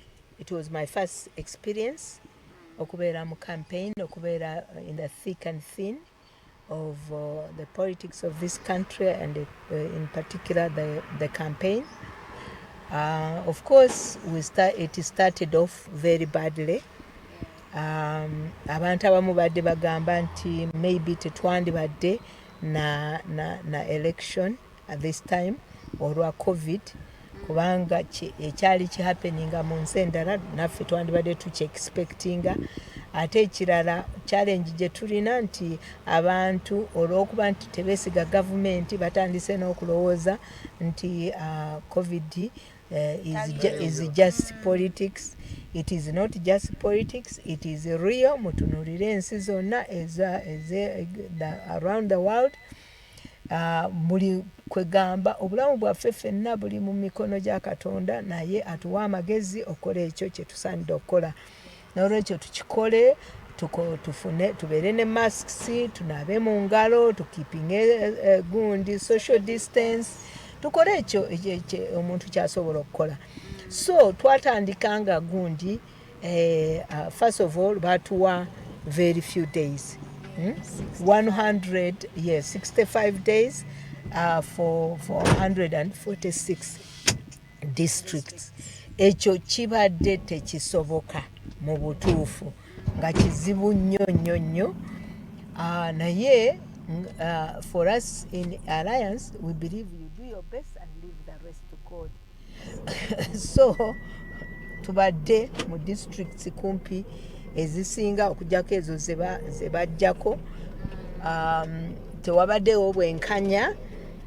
Tubadde resisted sometimes by the DPCs oluusi nga osanga balwana nnyombo ogende mu bisaawe which are far away from people kwegamba olabira ddala obutali bwenkanya naye ffe nga pate kubanga ffe egundi enkola yaffe tugondera amateeka ne bwe gabanga mabi tujja gakyusa nga tutuuse naye bwe gabanga ge galiho tujja gagondera kubanga twagala okutuuka ku kigendererwa kyaffe tetwagala jasi kukola mawulire oba kutulaba nga batukubye tiyagaasi ne tulwana ne tukola ki eyo si ye enkola yaffe ate tulumirirwa nnyo n'aba opposition abalala bonna bye bayiseemu tiyagaasi okubalemesa okubalwanyisa kwegamba tulumirirwa na buli munnayuganda yenna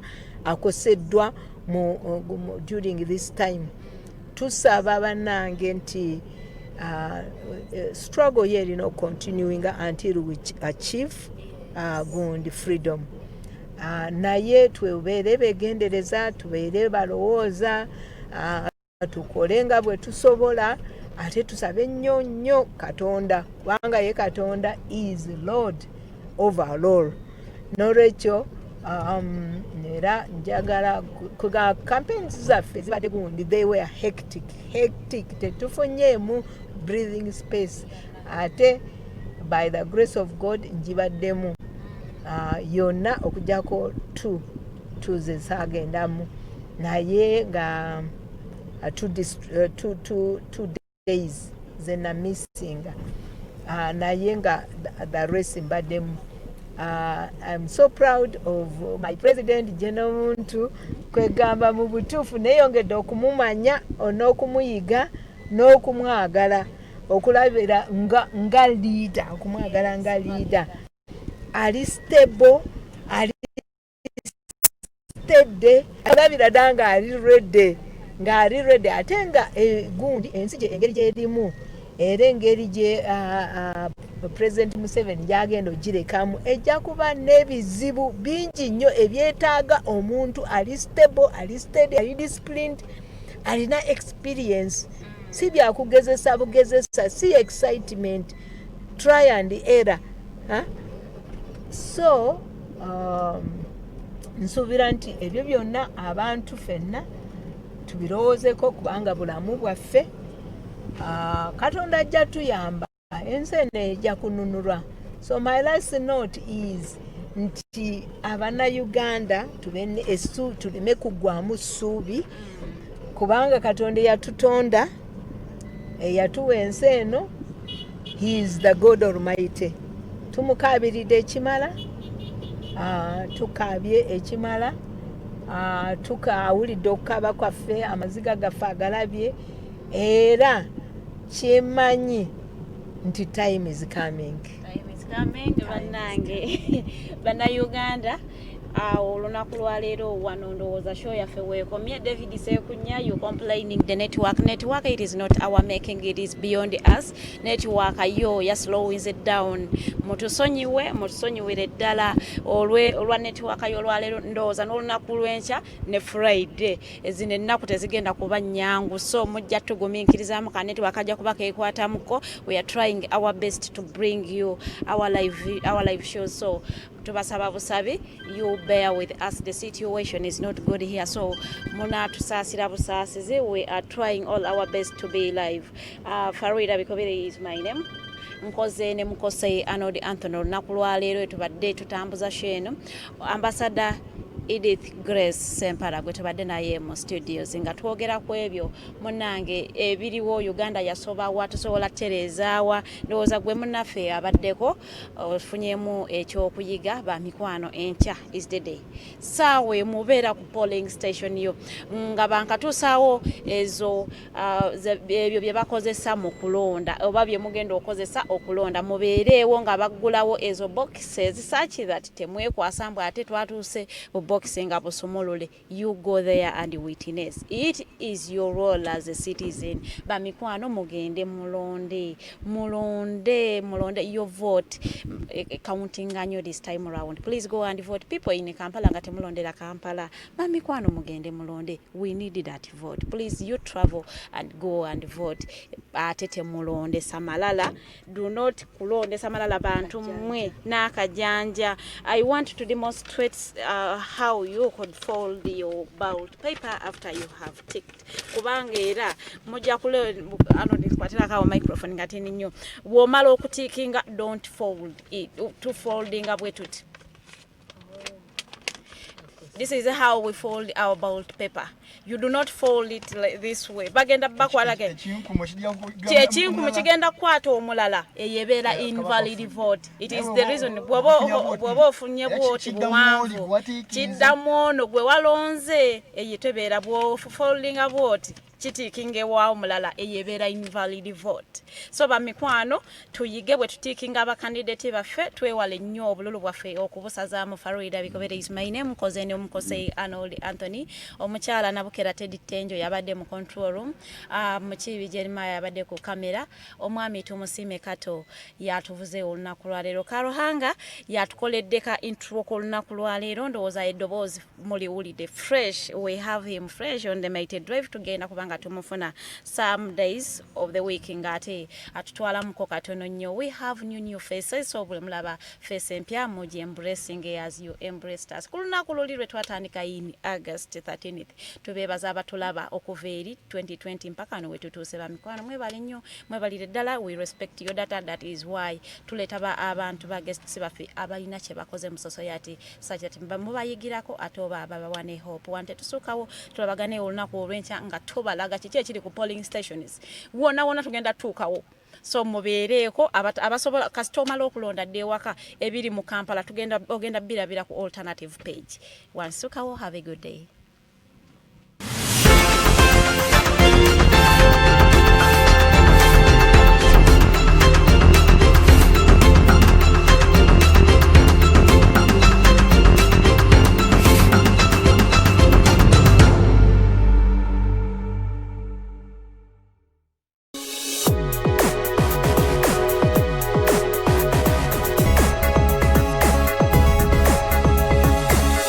The Alternative Dig Talk.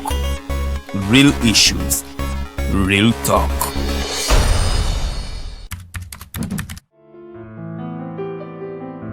This is a time where there is a lot of violence. For example, police brutality. A lot of you are being beaten up, the voters and the people from the opposing side. So election is just that period where we get free money. An election is a process through which people choose to vote a person or a group of people to hold an office of leadership. Did you know that you have the power to determine on who leads you? Did you know that your vote has the power to change your society and the country at large? Dear citizens, please vote wisely. Don't vote money, but vote issues. Dear parents, I can't make any decision. Your choice determines my future. Fellow students, exercise your right. Go and vote. Abafumbira mwese muzaze tugende tutera karuru. Abanyayuganda mwena mugende mutera karuru. Bashange face yihule kuche hudole. Abantu nyana mujje tugende tukome. Genda olonde. Your vote. My vote. Our vote is our present and our future.